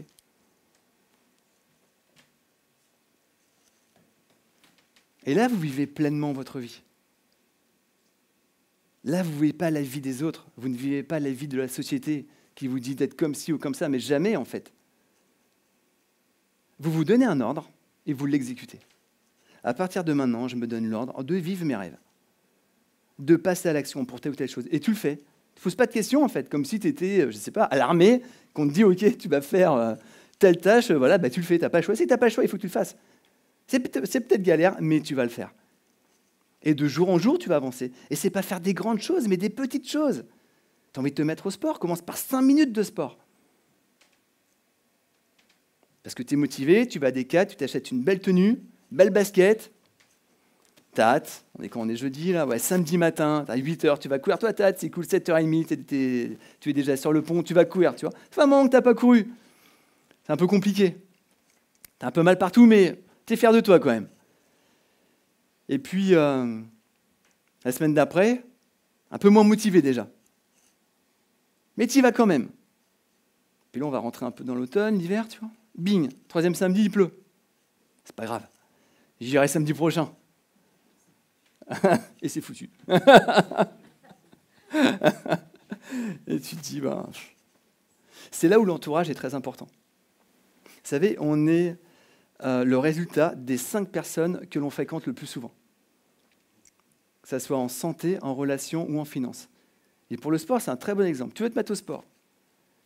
Tu as tes 5 amis les plus proches, ils ne font pas de sport. Tu leur dis, je vais me mettre au sport. Déjà, ils vont se foutre de toi, tu vois. Toi, au sport? Attends, mais laisse tomber, je t'ai jamais courir. Ah bah, j'aimerais bien voir ça. Si, je suis motivé. Laisse tomber, tu vas te lever tôt, mais attends, viens, on fait une raclette, on fait un truc. Attends, tes potes, ils vont pas te motiver, tu vois. Alors toi, tu vas être motivé au début, tu vas y aller, puis après, tu dis, ouais, bah, okay, c'est bon, raclette, c'est bien. Ouais. Je reprends un peu de saucisson. Et du coup, tu n'y vas pas. Non, tu vas être obligé de te créer un nouvel environnement qui va t'aider à atteindre tes objectifs. Tu es obligé, en fait. Alors, ce n'est pas ne plus voir ses amis, ok? Mais c'est juste vous faire une nouvelle sphère qui va répondre à vos objectifs, qui va répondre à vos attentes.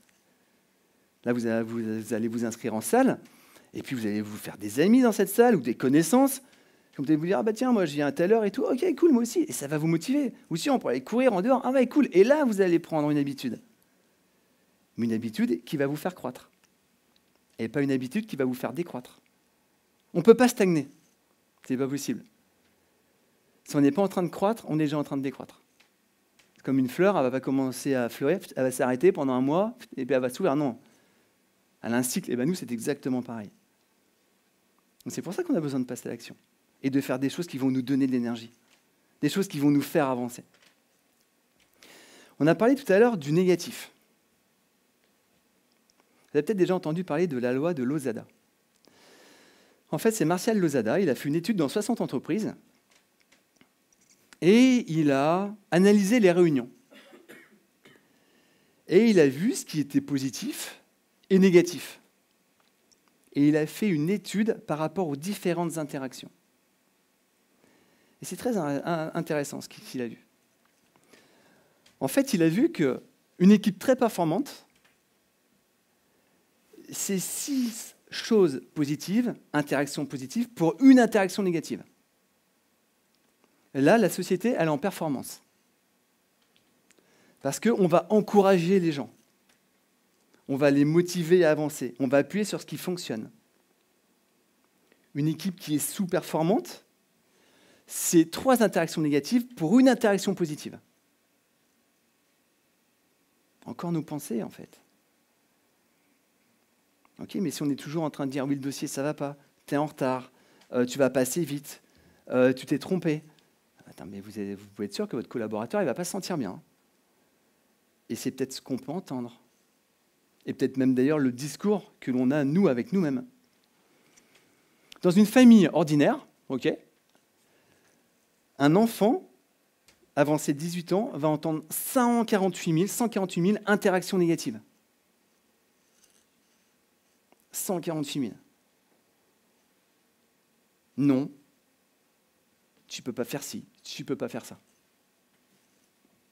Dans une année, à l'école, les enfants, en fait, en cours, en classe, vont entendre 15 000 interactions négatives. Donc nous, on a intérêt de mettre le paquet en positif. OK, en tant que parent. Un enfant a un ratio de 16 choses négatives pour une chose positive. En règle générale dans sa vie. Et peut-être que si on ne fait pas attention, on va dire à nos enfants, mais dépêche-toi, t'es en retard. J'en ai marre. Ça va jamais, tes devoirs, tes notes. T'en es où? Qu'est-ce que tu veux faire plus tard? Il ne sait pas. Il ne sait jamais. Puis l'enfant, bah oui, machin. Souvenez-vous, Golem, Pygmalion, on dit des choses négatives. On va voir ce qui fonctionne. Voyez l'or dans les gens. Voyez le diamant dans les gens. Et il y a toujours plein de choses hyper positives. Déjà, vous voyez les choses positives en vous-même et vous voyez les choses positives dans les gens. Mais ça va changer votre perception, vraiment. Ça va changer votre perception, du tout au tout. Et là, c'est puissant. Donc en couple, casse-divorce, 5 interactions négatives pour une interaction positive. Là, tu peux être sûr que si on est toujours en train de dire ça va pas, et gna et ça, machin, t'arrives tard, t'es pas là, et la bouffe, et le linge, gna machin, et les travaux, la peinture, le truc, c'est jamais fait, j'en ai marre, machin, mais ça va jamais en fait. Ça va jamais.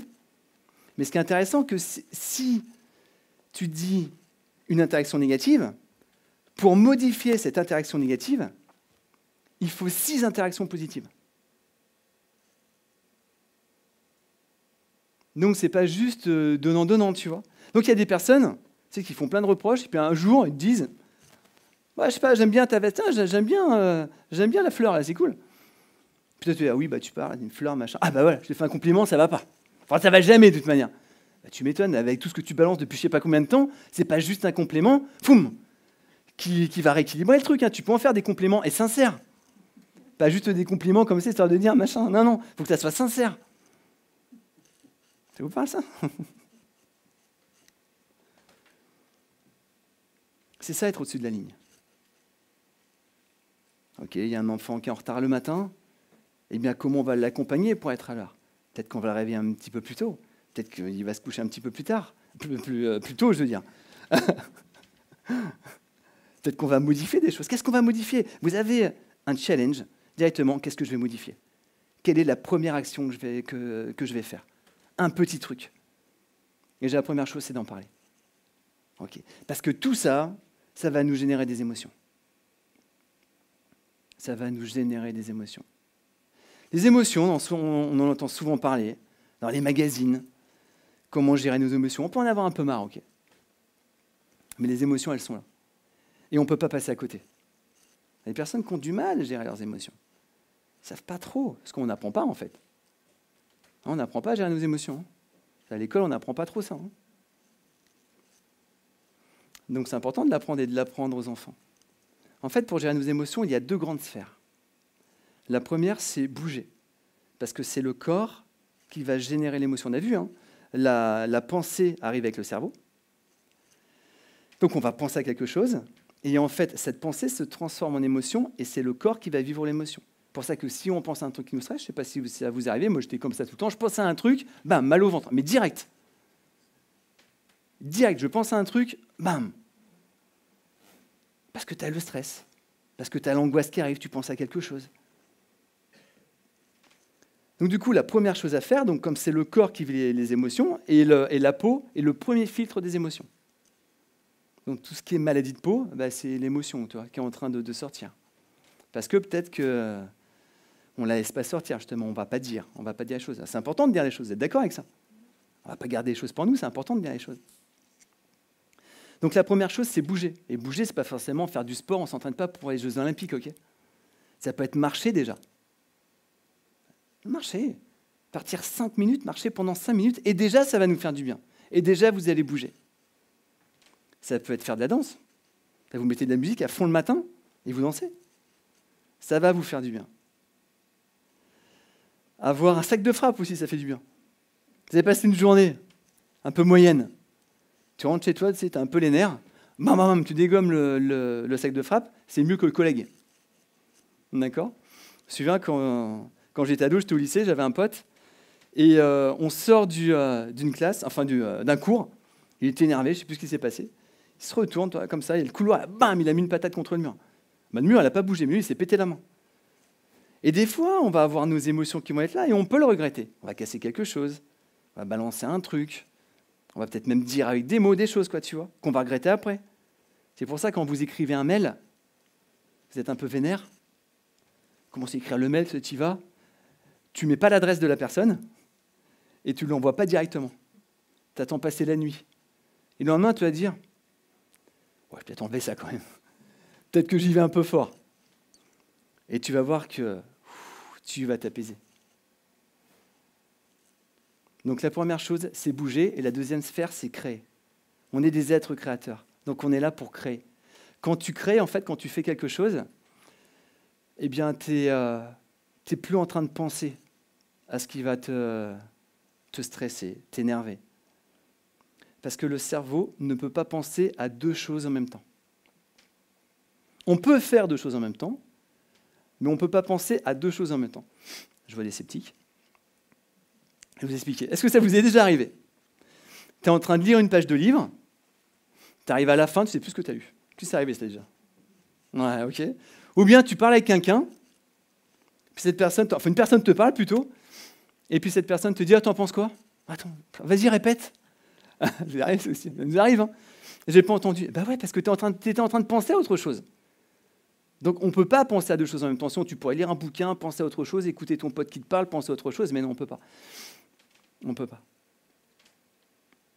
Donc on ne peut pas penser à deux choses en même temps. Donc si tu fais quelque chose qui te plaît, eh bien forcément, tu vas bloquer tes pensées. Et du coup, tes émotions, tu vas les freiner. Mais par contre, le soir, quand tu arrives chez toi, tu vis tes émotions. Tu vas courir. L'écriture, c'est très bon. Il y a quelqu'un qui t'a gonflé, mais au plus haut point, encore une fois. Tu arrives, tu lui écris une lettre. Tu ne lui envoies pas. Ok, mais tu écris une lettre, stylo bleu, parce que le bleu est beaucoup plus stimulant pour le cerveau. Pour l'apprentissage, il vaut mieux écrire en bleu. Le cerveau va se rappeler davantage de ce qui est en bleu. Et là, tu écris, mais tout ce que tu as sur le cœur. Tu peux insulter la personne et tout, te dire que... Et t'écris. Et tu vas voir que pour ton cerveau, c'est comme si tu le disais à la personne. Le cerveau, il ne fait aucune différence.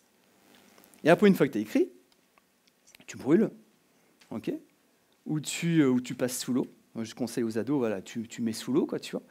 Et puis après, tu passes à autre chose. Mais par contre, ce n'est pas à faire qu'une fois. Parce que les pensées, elles vont revenir. Et puis il m'énerver, et puis il me prend pour ci, pour ça, et puis il veut me prendre ma place, et puis tu réécris à chaque fois. Et tu réécris. Et tu vas voir qu'à la force, tu vas t'apaiser, tu vas apaiser tes pensées, et du coup tes émotions. On ne va pas réfréner nos émotions, on a besoin de les vivre. Et sinon, après, on est comme une cocotte minute, tu vois. Il y a quelqu'un qui te fait une petite réflexion, mais tu pars en feu d'artifice, tu ne comprends rien du tout. Mais tu es tellement à te retenir depuis un petit moment que d'un coup, bam, ça part. Que si tous les jours, avant de partir, ou en arrivant chez soi, tu vois, on vide ça out d'émotions pour repartir le lendemain le plus vite possible. Parce que plus on voyage léger dans la vie, et mieux c'est. Et du coup, tu répares. Et forcément, tu auras encore des émotions. Ok ? Donc, bouger et créer. C'est deux choses hyper efficaces. C'est pour ça que c'est important d'avoir une passion, d'avoir quelque chose qui vous plaît. Parce que vous pensez à une passion, votre cerveau part directement là-bas. Vous êtes l'après-midi, vous êtes, je ne sais pas, à votre entreprise, et vous pensez que le soir, vous avez cours de théâtre, piscine, peu importe. Ah, déjà, c'est cool, vivement ce soir. Et hop, vous avez changé quelque chose. C'est pour ça que c'est important de penser à des choses positives, à des choses qui vont nous rapprocher en fait de nos rêves. Et tout ça, plus on gère nos croyances, nos pensées, nos émotions et les choix que l'on va faire, parce que ça, c'est des choix que l'on va faire, et bien du coup, on va avancer sur notre chemin. Mais sur notre chemin, il y a des choses qui vont se passer, qui n'étaient pas forcément prévues. Qu'est-ce que vivent les personnes qui réussissent des choses? Eh bien, ces personnes, au bout d'un moment, elles vont avoir des échecs. Okay. Mais qu'est-ce qui fait que ces personnes vont persévérer? Justement, la persévérance. Ces personnes ne vont jamais abandonner. Parce qu'elles ont un pourquoi puissant, elles ont un focus. Pourquoi je fais les choses? Qu'est-ce qui m'anime? Comment je vais continuer à avancer? Et la réussite, c'est quoi? C'est juste une réussite qui va nous parler. Peut-être que ma réussite ne va pas être la réussite de quelqu'un d'autre, et vice-versa. Mais peu importe, on est tous différents, on l'a vu au début de la conférence. Donc le but, c'est que vous réussissiez ce qui vous tient à cœur. Et il n'y a pas de petite réussite, il n'y a pas de grande réussite, il y a juste vous. Qu'est-ce qui est important? Qu'est-ce que vous voulez accomplir? Que ça soit pour votre famille peut-être, que ça soit pour votre carrière, que ça soit pour votre santé, pour votre... Peu importe, que ça soit artistique ou pas, ou peu importe, des voyages, qu'est-ce que vous voulez accomplir?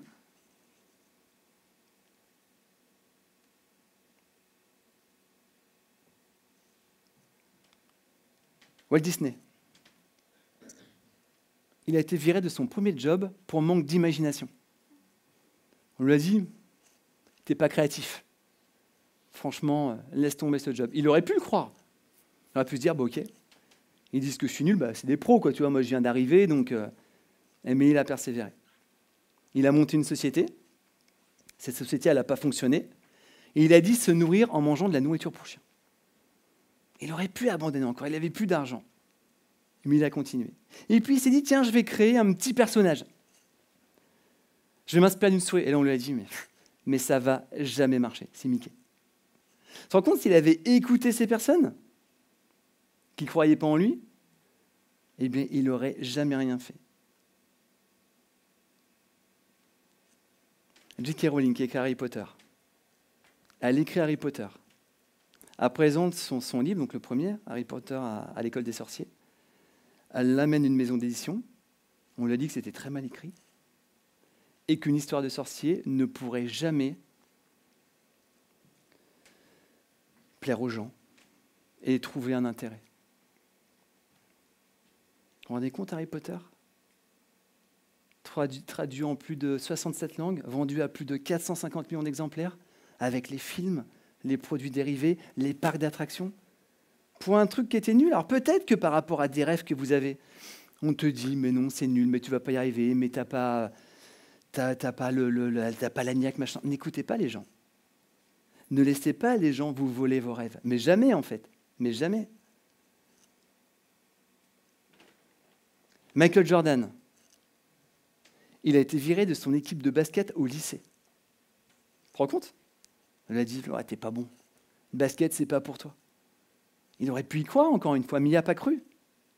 Par contre, lui, il s'entraînait, mais à fond, quoi. Tu étais passionné. Et c'est intéressant ce qu'il dit. J'ai raté 9000 tirs dans ma carrière. J'ai perdu presque 300 matchs. 26 fois, on m'a fait confiance pour le tir de la victoire. Imagine, le stade est plein. S'il marque le panier, son équipe gagne. Et peut-être même le trophée, la saison. 26 fois, il a perdu. Tu te rends compte les émotions, peut-être les critiques, plein de choses. Et il dit, j'ai échoué encore et encore, et c'est pour ça que je réussis. Donc ne voyez pas l'échec comme un échec, justement, mais voyez ça comme un apprentissage. Alors c'est vrai qu'en France, l'échec est très mal vu, vous êtes d'accord avec ça? Échec, déjà, on va le découvrir à l'école. En France, 2 plus 2, 3, échec. Tu t'es trompé, tu n'es pas bon. Tu n'es pas bon en maths. Aux États-Unis, et puis anglo-saxon, 2 plus 2, 3, presque. Tu as presque réussi, tu étais un petit point de réussir. Mais la prochaine fois, je suis sûr que tu vas réussir. Et là, ils encouragent. L'effet Pygmalion, t'encourage les gens. Donc nous, déjà, c'est à nous-mêmes de nous encourager. Et voyez l'échec comme un apprentissage. Grâce à l'échec, vous allez apprendre des choses. On a besoin de se planter pour pousser. Comme ça que ça marche. Le truc, c'est que si on fait toujours le même échec, là, c'est qu'on ne comprend pas la leçon, du coup. Ah, si on marche, on se prend toujours les pieds dans le même truc et tous les jours, on passe et on prend un gadin, au bout d'un moment, c'est juste se dire, tiens, je vais peut-être modifier quelque chose. Et c'est là où on a besoin d'être fier de soi-même, de son parcours, et même de ce que l'on a échoué. C'est comme ça que ça se passe, c'est normal. C'est la normalité d'échouer. Par contre, continuez à avancer. L'échec ne doit jamais vous arrêter. Jamais, jamais, jamais. Et bien souvent, quand on a des échecs, on ne va pas avoir une super bonne image de soi-même. On va peut-être s'en vouloir, se dire qu'on est nul, on va se comparer, on en parlait tout à l'heure. Ayez une bonne image de vous-même. Voyez ce que vous réussissez. Voyez vos qualités. D'ailleurs, il y a un exercice très simple à faire, et je vous encourage à le faire, c'est de demander à 20 personnes de votre entourage de vous donner 20 qualités. Vous envoyez par SMS, par mail. Que des qualités, ok ? Et ils vont dire les défauts, non, pas de défauts, que les qualités. Et vous allez recevoir des qualités. Et croyez vos amis, ok ? Et ces qualités, vous les mettez dans un cahier. Et quand vous doutez de vous-même, eh bien, lisez vos qualités. Et vous allez voir que ça va vous remonter le moral. J'ai des qualités. Parce que sinon, on va voir que ce qui ne va pas en nous, que ce que l'on a échoué. Et c'est pour ça qu'on a besoin de briller. Autorisez-vous à briller. Vous êtes des diamants. Okay. Vous avez plein de choses, vous avez déjà fait plein de choses dans votre vie, et vous avez encore plein de choses à faire. Eh bien, c'est là où on a besoin de passer à l'action. Petit à petit, de jour en jour. Brillez, autorisez-vous à briller. Il y a des gens qui disent « Ouais, mais attends, je ne veux pas éteindre les autres. Je ne veux pas faire de l'ombre aux autres. » Mais c'est à chacun de faire le job pour ça. Encore une fois, on se stabilise. Ce n'est pas parce que tu as des personnes qui veulent rester dans l'ombre que toi, tu vas rester dans l'ombre. Par exemple, si tu as vraiment envie de faire quelque chose qui t'anime, tu as envie de créer quelque chose, tu as envie de... Peu importe. Mais c'est quelque chose qui t'anime. Et on sent quand il y a quelque chose qui nous anime, ça vient de là, toi, du plexus, tu le sens, ça vient du cœur. Eh bien, moi, je vous invite à passer à l'action par rapport à ça. Et vous faites les choses. Et vous notez vos réussites. Vous avez vraiment à noter 3 réussites par jour. Il y a des gens qui disent « Mais attends, je ne trouve pas de réussite. » Mais on a plein de réussites. Les gens, on est en vie, c'est plutôt une réussite. On va pouvoir entendre, on va voir, il y a des gens malheureusement qui ne peuvent pas, on peut marcher, il y a des gens qui ne peuvent pas malheureusement.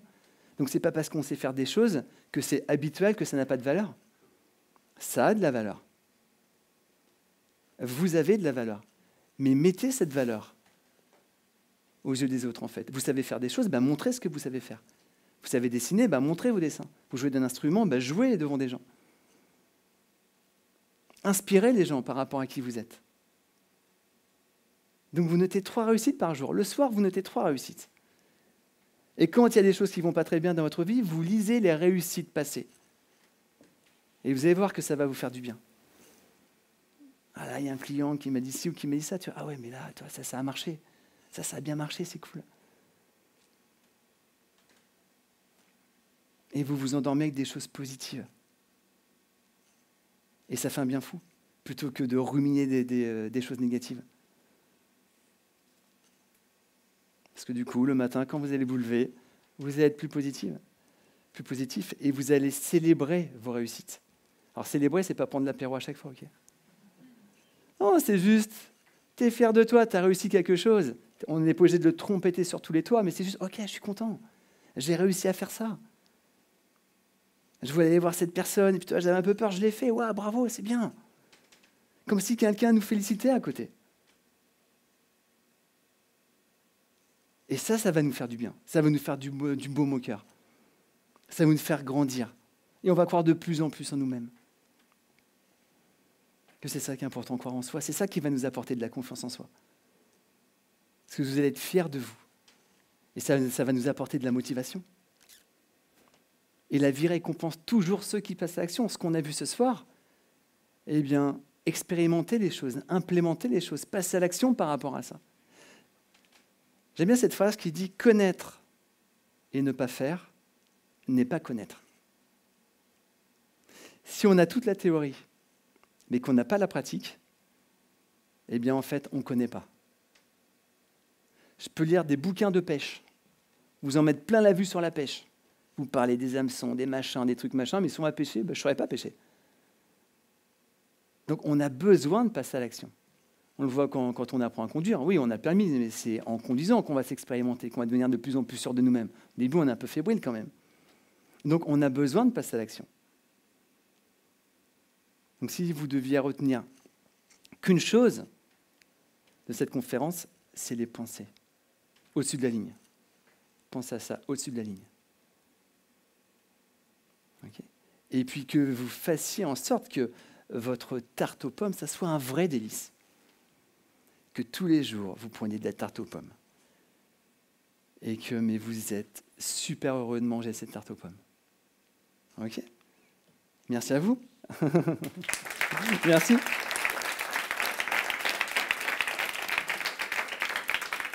Merci beaucoup. Avez-vous des questions ?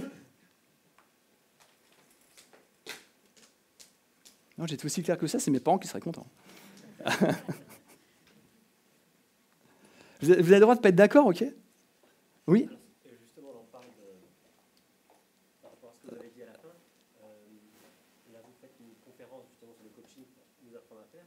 Oui. Et vous, de votre côté, qu'est-ce que vous avez fait qui soit en résonance par rapport à ce que vous nous racontez ? La conférence est filmée, il faut seulement parler dans le micro, sinon ça ne sert pas. Micro. Je ne savais pas qu'il y avait...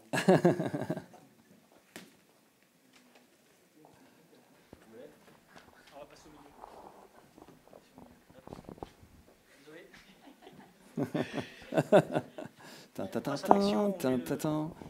Oui, voilà, ouais. Alors, deuxième. Clap. Oui, donc vous parliez à la fin justement de l'importance de passer du fait du savoir à l'agir. Et moi, la question que je me pose justement quand on est dans le coaching comme ça, c'est justement, vous, quelle illustration vous pouvez donner de votre propre vie par rapport justement à ce passage à l'action ? Parce qu'effectivement, moi-même, c'est le coaching, des choses comme ça, c'est vrai que ça m'intéresse, mais j'ai toujours eu justement cette pensée-là de me dire, non, avant de vouloir enseigner quoi que ce soit, j'ai d'abord envie d'agir et d'être dans l'action. Voilà. Ouais, tout à fait, très bonne question. Alors, je l'ai évoqué un petit peu en début de conférence. Voilà, quand j'étais ado, je n'étais pas forcément très bien dans ma peau. Moi, j'avais des croyances comme quoi, plus tu avais de diplômes, et plus tu allais avoir une vie palpitante, en fait. Et j'ai un CAP. Donc, je me suis dit, j'ai loupé mon brevet des collèges, et j'ai un CAP. Donc, je me suis dit, déjà, voilà, c'est pas terrible. Donc, j'aurais pu rester là-dessus. Me dire, du coup, j'ai pas de chance. Voilà, j'ai du mal à comprendre les choses, ça m'intéresse pas. Moi, je préférais faire du skate et du BMX avec mes amis. Et en fait, mon oncle m'a enseigné des choses. Il m'a dit, mais en fait, tu peux modifier des choses. C'est pas parce que tu es comme ça à l'instant T que tu vas être comme ça toute ta vie. Sauf si tu attends que ça bouge tout seul ou si tu ne prends pas ta responsabilité. Et du coup, moi, j'ai commencé à mettre des choses en place. Ce que je vous ai partagé ce soir, c'est des choses que je mets en place. Je fais toujours attention à mes pensées. Je suis hyper positif. Mes émotions, je vais les évacuer tous les soirs. Je vous disais, je me lève tôt, entre 4h30 et 5h30, je vais faire du sport, je vais méditer. Je fais des séminaires. Je vais à un séminaire de 3 jours là, ce week-end. J'apprends tout le temps. J'apprends et j'implémente. Et j'apprends justement pour pouvoir transmettre aux personnes que j'accompagne. Ça répond à ta question ?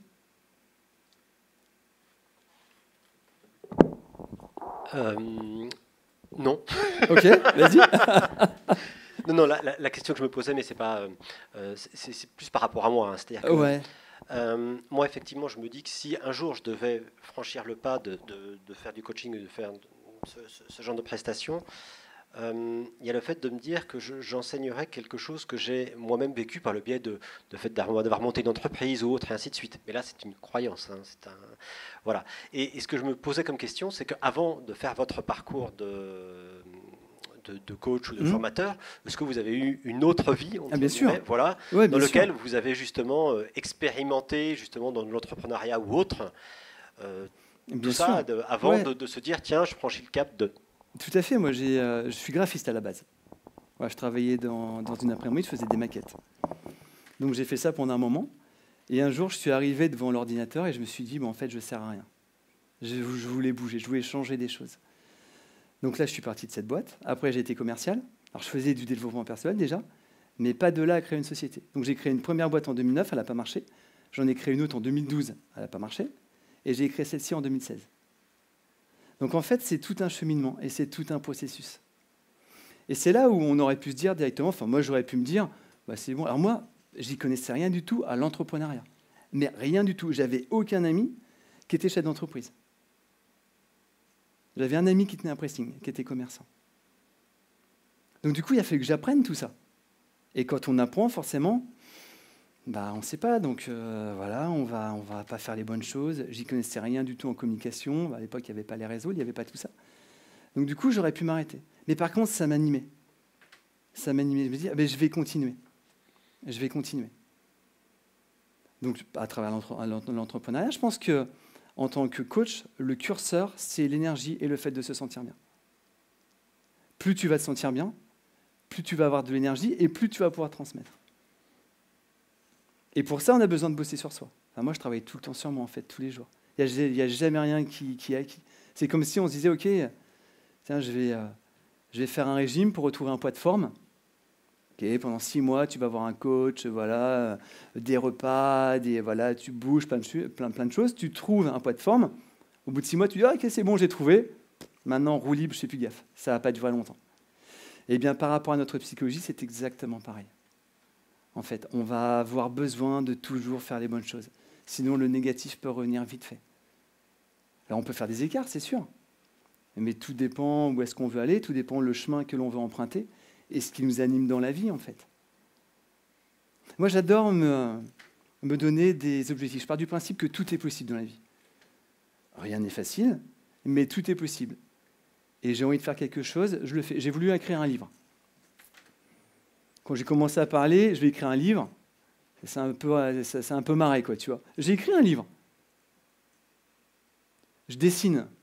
J'ai dit, tiens, j'aimerais faire une expo. Je fais une expo. Mais j'aurais pu me dire, bah, attends, pourquoi moi j'écris un livre, laisse tomber, machin. Non, mais t'y vas, en fait. Il y a quelque chose qui te passionne, tu as envie de faire un truc, mais fais-le. Peu importe ce que vont dire les autres. Le principal, c'est que toi, tu sois content. Tu as dit, OK, j'ai fait un livre. Je fais des expos, je joue dans un groupe. Je fais, je sais pas, plein de choses. Mais au moins, je le fais. Et après, tu vois si tu prends du plaisir ou pas. Une de mes premières conférences, personne n'est venu. Là, tu te dis, ouais, la loose. Là, j'étais à MAM. À l'époque, j'ai commencé à MAM. Tu vois. Et personne n'est venu. Là, j'aurais pu me dire, bah, attends, laisse tomber. Tu vois, les conférences, bah, je ne vais jamais en faire. De toute manière, il n'y a personne. Et puis, tu sais, sous la ligne, les gens, ils ne bougent pas. Blablabla, machin. OK, qu'est-ce que je vais modifier? La communication. Peut-être que je n'ai pas assez communiqué. Peut-être que ce n'était pas assez clair. Peut-être que le titre de la conférence n'était pas assez clair. Ben, je vais en refaire une. Mais je vais modifier des choses. Et là, tu repars avec de l'énergie. OK, je remets une date. Et je vais modifier différemment. Et j'ai eu plus de monde et plus de monde. Mais au début, mais bien sûr, au début, c'est pour ça qu'on a besoin de persévérer, de savoir pourquoi on fait les choses. Tu as un peu répondu à tes questions? Oui. J'en suis ravi. Est-ce que vous avez d'autres questions?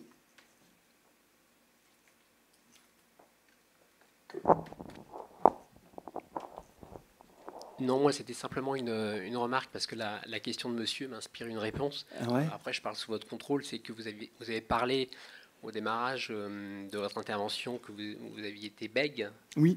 Et je trouve que l'exemple de montée en compétence, là vous avez parlé pendant plus d'1 heure sans aucune hésitation. Enfin, je trouve que on a un résultat très concret de votre travail, quoi. Ouais, merci. Oui, voilà. Et c'est vrai que si j'avais été voir une voyante quand j'avais une vingtaine d'années, qui m'a dit, bah ouais, Vincent, plus tard, tu feras des conférences.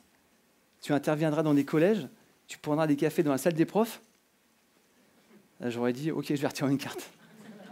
Là, mais c'est juste impossible.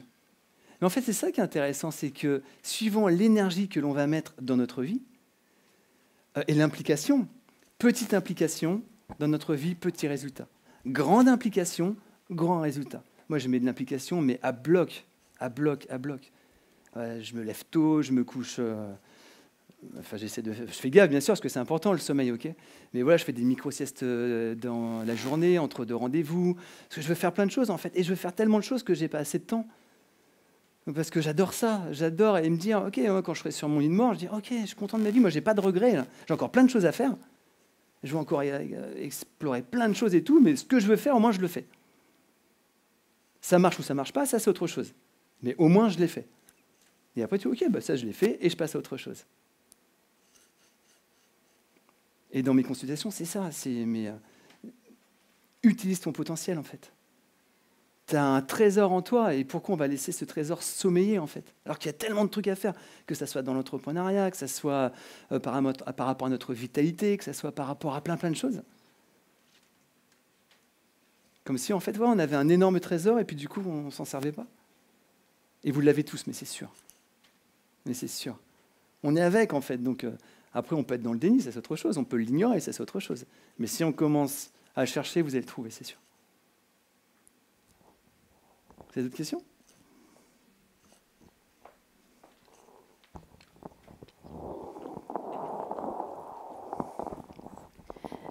Oui, Vincent, comment tu trouves justement cette énergie? Où est-ce que tu la trouves? Alors, dans le sport.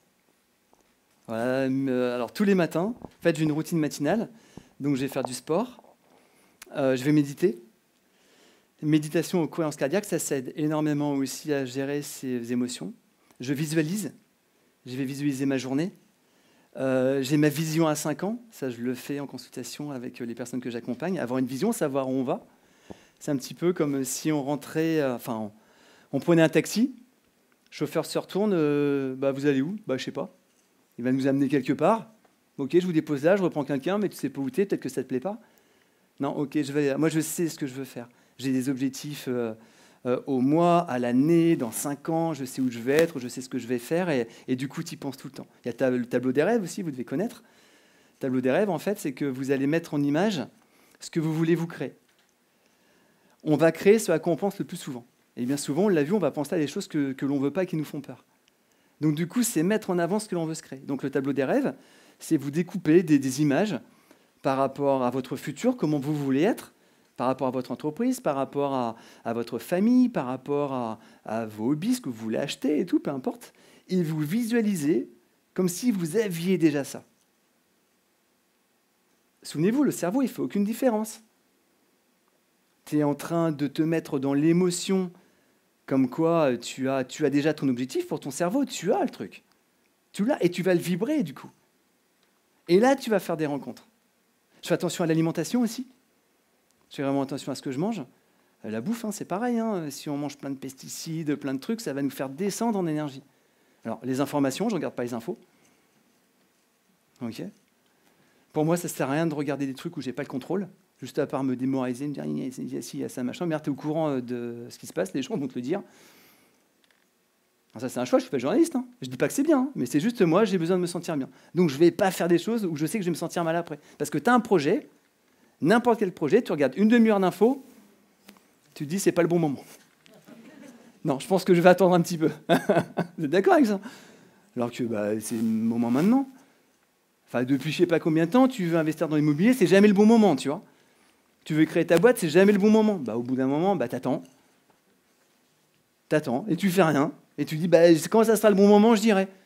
Pour moi, il n'y a pas de meilleur moment que maintenant pour faire des choses. Pour passer à l'action. Maintenant, tu as envie de faire un truc, tu le fais maintenant. Dès demain, tu passes à l'action. Dès demain, tu commences à te renseigner sur des statuts, tu commences à te renseigner sur un business plan, tu commences à te renseigner sur une salle de sport, tu commences à te renseigner sur une activité artistique, peu importe, mais demain, tu commences. Et pas d'excuses, ouais, mais je suis fatigué, j'ai pas le temps, puis ça va être l'hiver, et puis blabla. Et on est reparti dans un truc. Tout se passe si on change des choses. Souvenez-vous de la tarte aux pommes. Si on fait toujours la même, on aura beau se plaindre, se dire qu'on en a marre et les pommes, elles sont dégueu, machin, j'achète des pommes à chaque fois. Donc tout ça permet d'avoir de l'énergie. Et mon métier me donne de l'énergie. Ma fin de conférence, comme ça me donne énormément d'énergie. Parce que j'adore faire ça. Même si j'ai un peu le trac et tout, quoi, tu vois, mais c'est normal, ça fait partie du jeu. Et puis c'est se mettre un peu en danger, mais se mettre en danger, il y a une différence entre prendre des risques et se mettre en danger, bien sûr. À la limite, je ferai la conf, quoi, tu vois, bon bah voilà. Ok, bon bah, qu'est-ce que je vais apprendre à travers ça? Comment je vais faire? Pas non plus mort d'homme, quoi, tu vois. C'est pas non plus des choses, souvent, tu sais, puis on va se mettre énormément de pression sur plein de choses. Bon, et puis après, j'aime bien poser cette question, ok, si ça foire, et après? Et après, qu'est-ce qui se passe? Bah, souvent, il ne se passe pas grand-chose. C'est notre cerveau qui va jouer des trucs catastrophes, mais c'est très rare quand ça se passe. J'ai répondu à ta question? Enfin, je pourrais parler encore 5 heures, c'est pour ça.